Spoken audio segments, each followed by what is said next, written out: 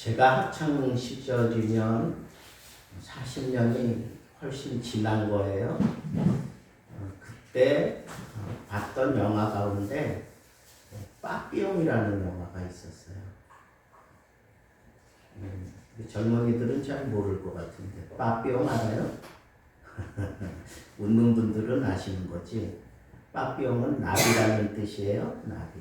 근데 이 죄수가 감옥에 들어가게 됐어요. 근데 그 감옥이 바다 한가운데 있는 그런 무인도예요. 거기에 감옥이 있어요. 거기에 이제 잡혀 들어가 있는 거예요. 왜 갔는지는 그런 건 기억이 안 나. 어쨌거나 그 감옥에 갇혔어요. 근데 그 감옥에서 탈출해봐야 무인도니까 거기서 뭐 나가봐야 뭐 거기서 뭐 자유 이런 거 없는 거예요. 그냥 죽어라고 일하고 그냥 아무 낙 없이 그냥 거기서 사는 거죠. 거기 잡혀온 사람들은 이미 삶을 포기하고 그냥 그렇게 살아요. 근데 한 사람, 주인공이죠. 이 사람이 거기서 탈출해야 되겠다 마음을 먹는 거예요. 근데 탈출하려면 그 무인도로 탈출해봐야 뭐 아무것도 없잖아요. 그러니까 바다를 건널 생각을 하는 거예요. 그럼 바다 건널 거 생각하니까 자기 체력을 길러야 되잖아. 근데 어떻게 해가지고 이 탈출하려고 하는 걸 이 간수장이 이제 알게 된 거예요. 그래가지고 독방에다가 집어넣어요. 독방에서 푸시업하는 장면이 기억이 나고, 근데 푸시업을 하다 보니까 그 앞으로 이렇게 지나가는 벌레가 하나 있어. 내가 생각할 때는 그게 바퀴벌레가 아닌가 싶은데 어쨌거나 그거 잡아먹습니다. 건강을 위해서 벌레인 것 같아요. 바퀴벌레를 잡아먹었는지 모르겠지만 하여튼 그걸 잡아먹고 막 그 의지를 그렇게 보여주는 거죠. 그러면서 자기가 건너야 될 바다를 보는 거. 그 바다를 보면서 깨달음이 온 거예요. 아, 이 바다는 밀물, 썰물이 있는 걸 알게 된 거예요.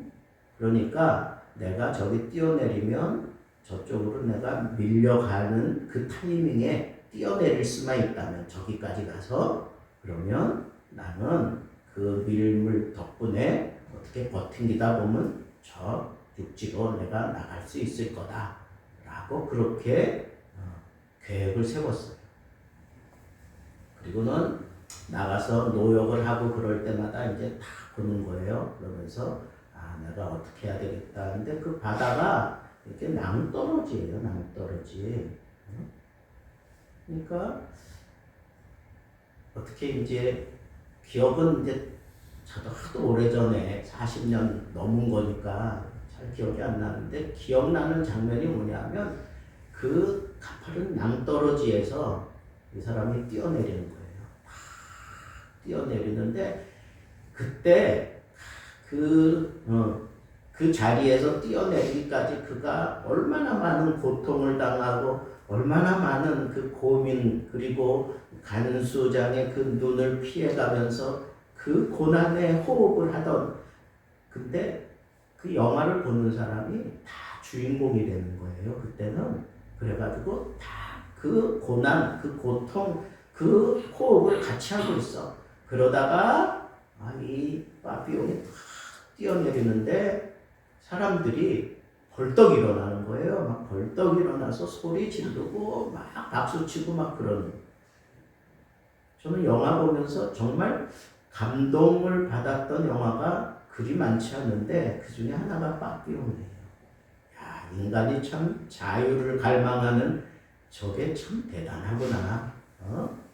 그래서 어떻게 바다와 싸워서 이길 생각을 할까?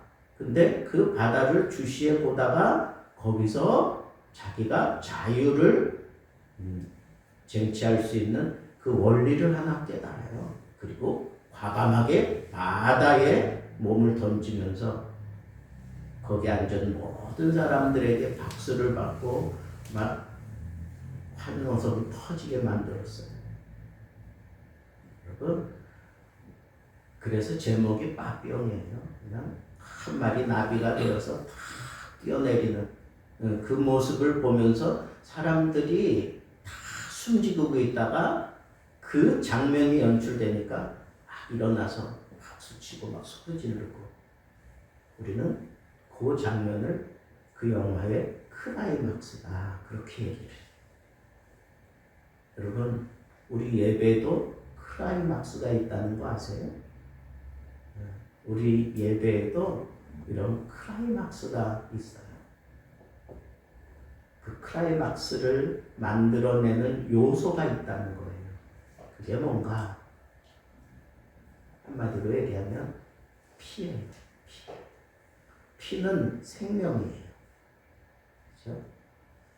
자, 오늘 우리가 읽은 본문 말씀은 애굽 땅에 하나님께서 10가지 재앙을 내리잖아요. 9가지 재앙을 했는데도 이 바로의 마음이 완전하게 열리지 않았어요. 꺾이지 않았어요. 그래서 마지막 재앙을 하나님께서는 어쩔 수 없이 이제 선언을 하고 마지막 재앙을 시행을 하는데, 애굽 땅에 있는 모든 초태생, 처음 태어난 사람이든 짐승이든 처음 태어난 것은 다 하나님께서 죽여버리신 거예요. 근데 이스라엘 땅도, 이스라엘이 머물러 있는 그 고센 땅도 예외가 아니었어요. 이스라엘 백성들도 다 처음 태어난 자녀들이 있고 그 가축 가운데 처음 태어난 것들이 있잖아요. 근데 하나님께서는 그 이스라엘이 머물러 있는 그 땅도 애굽이라고 그렇게 명명을 하면서 너희들이 이 재앙을 벗어나는 길은 이거다 그러면서 어린 양의 피를, 어린 양을 잡아서 그 피를 문 지방과 문 설주에 뿌려 바르라 하는 거예요. 그 얘기는 뭐예요? 이스라엘 백성들은 그냥 거저 은혜 받은 것처럼 생각할 수 있는데 아니에요. 그게 아니에요. 이스라엘 백성들 대신에 누가 죽었어요? 어린 양이 죽었어요. 어린 양이 죽었다고요. 어린 양이 대신 죽은 거예요. 그걸 우리는 대속이라고 해요. 내가 죽어야 되는데 어린 양이 대신 피를 흘렸단 말이에요. 그러니까 그걸 대속이라고 얘기하는 거예요. 하나님께서 그 피를 보고 죽음의 천사를 넘어가게 하신다고. 그게 6월절이에요. 패스 오버, 넘어간다. 하나님께서 살 수 있는 길을 그렇게 정하신 거예요. 그러니까 이스라엘 백성들도 애굽 백성들과 하나님으로부터 생명을 받은 거예요. 생명은 다 여호와께서 허락해서 주시는 거예요. 그러니까 그 생명을 하나님께서 치실 때에는 동일한 조건 하에서 다 치시는 거예요. 근데 살 수 있는 길을 열어주신 것 뿐이에요. 그 살 수 있는 길이 뭐냐? 흠 없는 어린 양을 잡아서 그 피를 내 살고 있는 집 문에다가 바르는 거죠. 이 기둥하고 그 다음에 이 가로지른 이 임방하고 거기다가 피를 바르는. 그래서 그 안에 있는 사람들은 죽음의 천사가 건드리지 못하게 하고 뛰어넘어가게 했어요. 우리는 이걸 생각을 해야 돼요. 아, 하나님이 은혜를 베푸셔서 이스라엘 백성들을 구원해 주셨어. 그것만 생각하는데 정말 생각해야 될 건 뭐예요? 나 대신 한 생명이 죽었다는 거예요. 한 생명이 죽었다고. 그것을 하나님이 받으시고 살려주신 거예요. 그런데 조건이 있어요. 그 어린 양을 잡을 때 염소를 잡기도 했는데 흠이 없는 걸 드려요. 흠이 없는 거. 흠이 없는 것을 드려요. 그래서 어떤 학자는 이 6월절을 이 무교절 절기를 지낼 때 10일에 어린 양을 준비해요.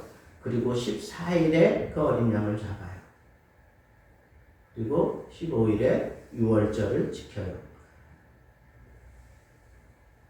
어린 양을 준비해 놓고 며칠 동안 그걸 살펴보라는 거예요. 흠이 있나? 혹 내가 잡아야 될 이 어린 양이 혹이라도 내가 모르는 흠이 있는 것은 아닐까? 그걸 살펴보는 시간을 갖도록 그렇게 배려하신 거다. 그렇게 학자들이 얘기하기도 해요. 강조점이 뭐예요? 우리 이스라엘 사람들도 하나님의 이 심판에서 예외되지 않았다는 거예요. 하나님의 심판을 받아야만 되는 그런 죄를 가지고 있었다는 거예요. 죄의 종류만 다를 뿐이지 이스라엘 백성들의 죄, 애굽 백성들의 죄, 하나님 보실 땐 다 죄예요.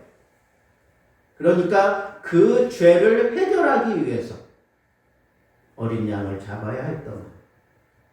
그리고 하나님께서 그 어린 양의 피를 통해서 대속해 주시는 거예요. 대신 속해 주는 거예요. 그래서 그 어린 양의 그 피를 통해서 생명을 유지하고 그 다음에 내가 구원함을 받고 난 이후에 그 어린 양을 잡고 난 이후에 무교 병과 함께 그 고기를 다 불에 구워가지고 먹어야 돼요. 아침까지 남겨두면 안 돼요. 그날 다 먹어야 돼요. 그러면 가족 단위가 뭐 2사람도 있을 수 있고 3사람도 있을 수 있고 10사람도 있을 수 있잖아요. 그러니까 이웃과 함께 나눠 먹을 수도 있도록 그렇게 하나님께서 정하셨어요. 그리고 그걸 아침까지 남겨두어서는 안 돼요. 남겨진 거는 어떻게 하느냐? 그냥 다 태워 없애버립니다. 그만큼 하나님께서 이 어린 양의 그 고기를 먹는다라고 하는데 그 고기와 함께 쓴 나물을 함께 먹어요. 그 쓴 나물은 그건 고난을 상징하는 거예요. 그러니까 애굽 땅에서의 그 고난, 이스라엘 백성들이 당한 그 고난을 그리고 이 어린 양의 그 고기를 구워서 그것을 함께 먹음으로 인해서 그 고난을 하나님께서 기억하시고 상쇄시켜 주신다고 하는 그런 의미가 있고 그 고난을 이 어린 양의 고기를 먹고 그런 것 얼마든지 이겨낼 수 있다. 그리고 너의 생명을 유지해 나갈 수 있다 하는 것을 그렇게 상징하는 겁니다. 그러면 어린 양의 그 피, 그것은 무엇을 상징하는 걸까요? 어린 양은 누구를 상징하는 거예요? 뭐 알면서 대답들을 안 해. 요한복음에 보니까 세례 요한 앞으로 예수 그리스도가 오는 걸 보고 거기 있는 모든 백성들에게 하나님의 어린 양이다. 세상 죄를 지고 가는 하나님의 어린 양이다. 이 어린 양이라고 하는 것은 제물을 의미하는 거예요. 속죄 제물로 세상의 모든 죄를 짊어지고 가는 하나님의 어린 양이다. 하나님의 어린 양이다. 세례 요한은 분명히 알고 있었어요. 그리고 예수 그리스도께서 진짜 제물이 되었어요. 흠없는 제물이 되셨다고. 그래서 십자가에 달려 죽으실 때 성전의 지성소와 성소를 가로막고 있었던 휘장이 위로부터 아래로 쫙 찢어집니다. 그 휘장은 예수 그리스도의 육체니라 그렇게 성경이 얘기를 합니다. 그러니까 예수 그리스도는 이 땅에 오신 목적이 바로 우리 모든 인생들의 죄를 사하시기 위해서 대속의 사명을 가지고 이 땅에 오신 거예요. 왜 육체를 입으셔야 되느냐? 피를 흘려 주셔야 되는 거예요. 피는 생명이에요. 영이 피를 흘릴 수가 없어요. 육체를 가진 자들만 피를 흘릴 수 있어. 그러니까 예수님이 육신을 입으신 것은 궁극적으로는 이 피를 흘려주시기 위해서예요. 왜? 예수님은 어린 양이니까. 하나님이 받으시기에 합당한 흠이 없는 어린 양이기 때문에 대속의 죽음을 죽기 위해서 육신을 입고 이 땅에 오셔야만 됐던 거예요. 그 길 외에는 다른 길이 없어요. 생명을 유지할 수 있는, 인간이 생명을 유지할 수 있는 길이 그 길 외에는 없는 거예요. 유월절이 그렇잖아요. 다 죽어 마땅한데 하나님께서 어린 양의 피를 그 임방과 문설주에 찍어 바른 그 집만 살 길을 주셨잖아요. 거기만 하나님께서 죽음이 뛰어넘어가게 하셨잖아요. 하나님이 정하신 법이 그래요.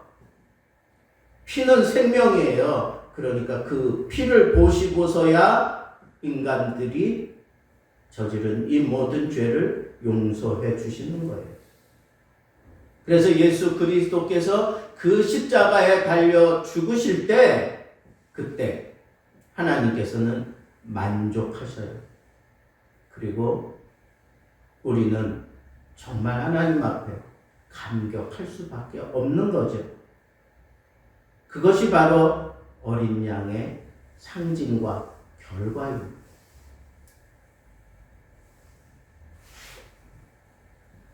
여러분, 이 세상에서 가장 소중한 게 뭘까요? 뭐가 가장 소중합니까? 여러분들에게는 생명이죠. 생명. 여러분들에게 가장 소중한 건 생명이에요. 그렇지 않습니까? 돈입니까? 돈 그까짓 거 있다가도 없고 없다가도 생기는 게 돈이에요. 막 돈이 없어가지고 막 어떡하나 근심하고 걱정해봐야 그거 생기는 것도 아니고요. 또 내가 막 발버둥 친다고 돈이 쌓이는 것도 아니고. 이번 코로나로 인해서 얼마나 힘들었어요. 근데 어제 한 집사님이 저녁에 저희 찾아왔어요. 그래서 저희 가족하고 대화를 하고 같이 이제 저녁 식사도 하고 그러는데 한 3시간, 4시간 이렇게 대화한 것 같아요. 그동안에 쌓였던 거 이제 다 이렇게 풀어놓는 거죠. 근데 이 코로나로 인해서 이 대출 조건이 좋아졌다고 그러더라고요. 대출 조건이. 이제 미술 학원 하거든요. 이제 그 대출을 받아가지고 이제 그 준비하고 막 이런 건데 그 당시 이제 꽤 비싸게 이제 대출을 받은 것 같아. 근데 요번에 이제 0.5인가밖에 안 된다 그러더라고요. 그러니까 그걸 하여튼 이렇게 저렇게 해가지고 받을 수 있는 거 다 끌어모아 보니까 1억을 받았대요. 그 1억을 가지고 비싸게 하고 있는 그런 걸 이제 다 갚은 거예요. 그러니까 한 달에 이자만 200만 원 세이브 되더라는 거예요. 200만 원. 여러분, 우리의 예배도 하나님께 드리는 거잖아요. 하나님이 받으시는 거잖아요. 근데 하나님께서 우리 예배 가운데 우리에게서 받기만 하시는 분이 아니에요. 하나님께서는 받기만 하시는 분이 아니에요. 받은 만큼 하나님께서 우리에게 돌려주시는 분이에요. 돌려주시는데 풍성하게 주시죠. 풍성하게. 이게 동일한 원리예요. 사람이 죄 지은 만큼 하나님께서 징계를 하셔요. 그래서 더 이상 돌아서지 못하는 그런 상황에 갔을 땐 하나님께서 어쩔 수 없이 그 생명을 거두어 드리는 단계까지 가잖아요. 바로의 경우도 그렇잖아요. 그런데 여기에는 놀라운 비밀이 숨겨져 있어요. 그게 뭐냐? 하나님은 철저하게 받으신 거 그냥 슬쩍 넘어가지 않아요. 받으신 거에 대해서는 철저하게 베풀어 주십니다. 풍성하게 베풀어 주십니다. 감당할 수 없을 만큼 베풀어 주시는 분이 하나님이세요. 여러분 생각해 보세요. 사람의 생명하고 어린 양의 생명하고 이 가치를 따지면 어떤 게 가치가 있는 거예요? 어린 양의 생명이 가치가 높겠어요? 사람의 생명의 가치가 높겠어요? 그럼 비교 대상이 아니잖아요. 근데 어린 양의 피를 받고 사람의 생명을 하나님이 대속해 주신다? 이것 자체가 여러분 말로 다할 수 없는 은혜를 베풀어 주신 거예요. 말로 다할 수 없는 은혜를 베풀어 주시는 거라고. 예수 그리스도가 십자가에서 죽으신 게 그게 우리 모든 인간에게 정말 우리 모든 인간이 다 생명을 모아가지고 예수님의 생명과 이게 바꿀 수 있겠습니까? 말이 안 되는 거예요. 근데 하나님이 왜 아들을, 하나밖에 없는 아들을 이 땅에 보내시고 십자가에 못 박게 하시고 그리고 우리 인간들의 생명을 구속해 주시느냐고. 우리 인간들 이 세상에 태어난 모든 인간들 다 챙겨가지고 하나님 앞에 한번 물어보세요. 이 모든 인간들의 생명과 아들 예수 그리스도의 생명과 바꾸겠습니까? 그걸 어떻게 바꿔요? 근데 하나님께서는 그 생명을 그렇게 귀하게 생각하시고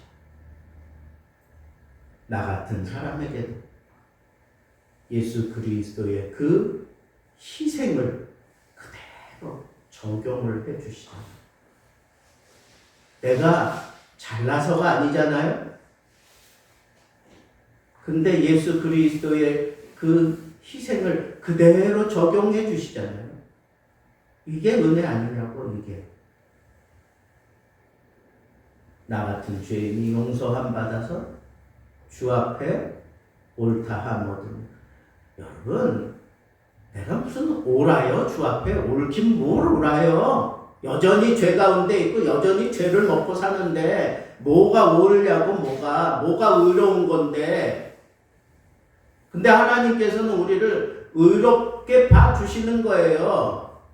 의롭다고 그렇게 칭해 주시는 거예요. 왜? 고귀한 아들의 피를 이미 십자가에서 받으셨기 때문에 그래요. 그래서 우리가 정말 구원받는 것은 예수 그리스도의 그 피 때문에 구원받는 거예요. 하나님의 기준에는 그 어떤 인간도 올라설 수 있는 인간이 없어요. 하나님의 기준에 맞출 수 있는 인간이 어디에 있느냐고. 죄가 없어야 되는데 죄 없는 인간 있어요?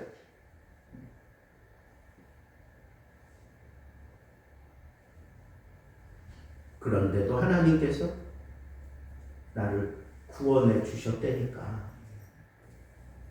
그걸 구원해 주신 걸로 하나님께서 확정해 주신다니까. 예수 그리스도의 그 십자가, 그 십자가에 대한 이해가 여러분들에게 없다면 여기서 아무리 백날 찬양하고 뭐 한다고 아무리 백날 그래봐야 살아있는 것을 못 느끼는 거예요. 어떤 예배는 막 살아 움직이는 게 느껴져. 그런데 뭐 사람들은 많이 모였는데 왠지 썰렁하게 느껴지고 오히려 추워. 응? 내가 추워. 오히려 내가 더 따뜻한 것 같아. 내가 좀 위로를 받고 내가 뭔가 좀 은혜를 받기 위해서 들어갔는데 사람들은 많은데 썰렁한 그런 예배 드려봤습니까? 있어요. 그런 교회 있어요.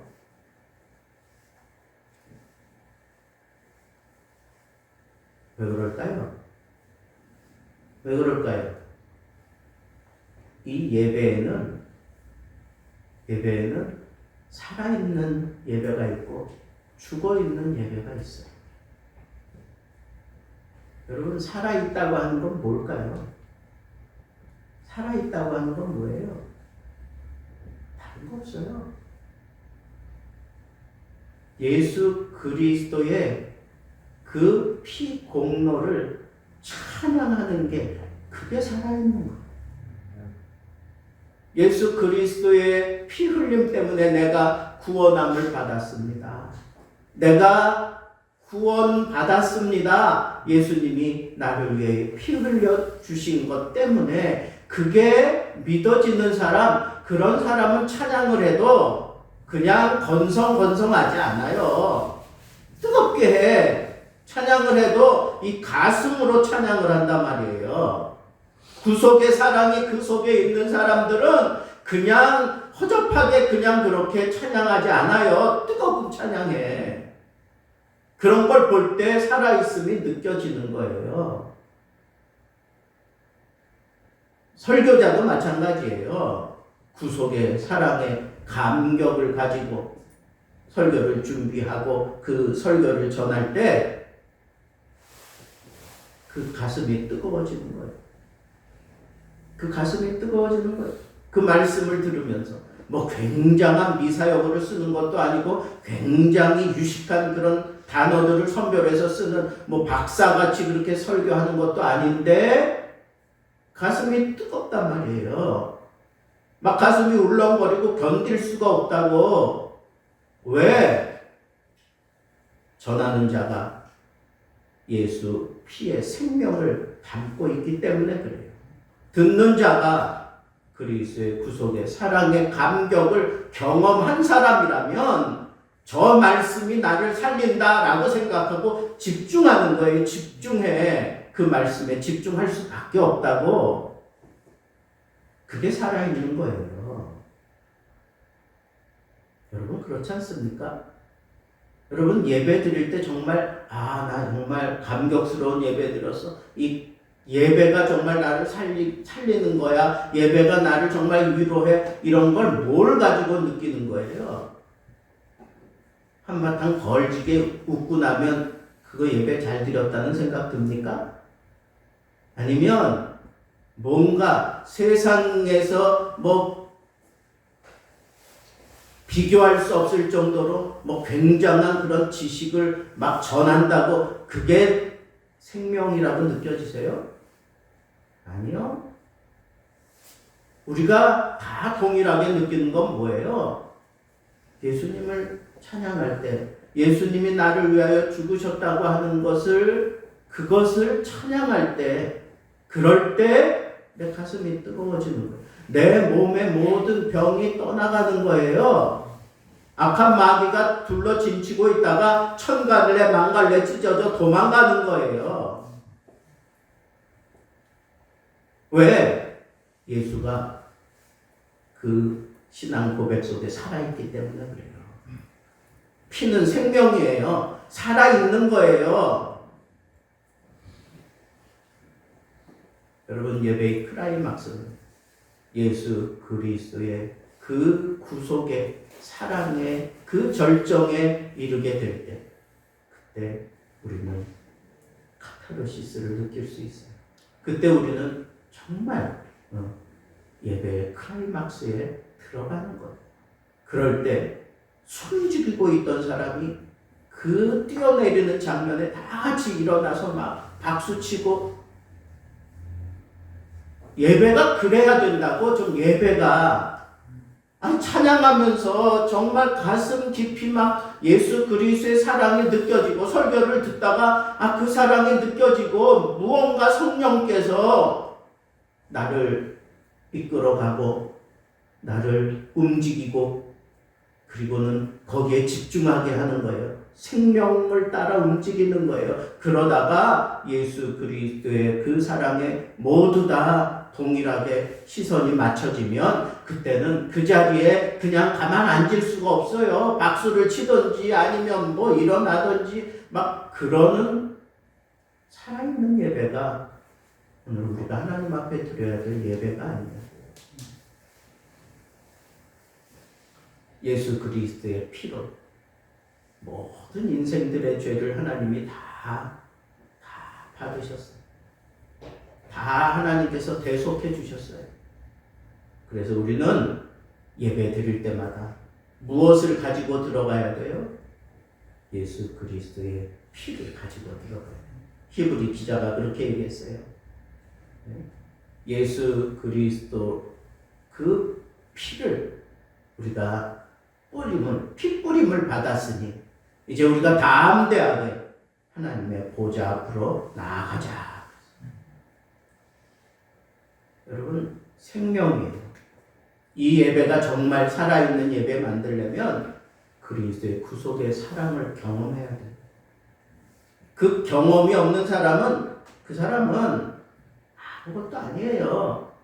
아무리 예배를 잘 드리고 내가 아무리 탁월한 그런 노래를 한다고 할지라도 그 안에 구속의 사랑이 없고 구속의 감격이 없는 그런 모습으로 부르는 것은 아무 짝에도 쓸모가 없는 거예요.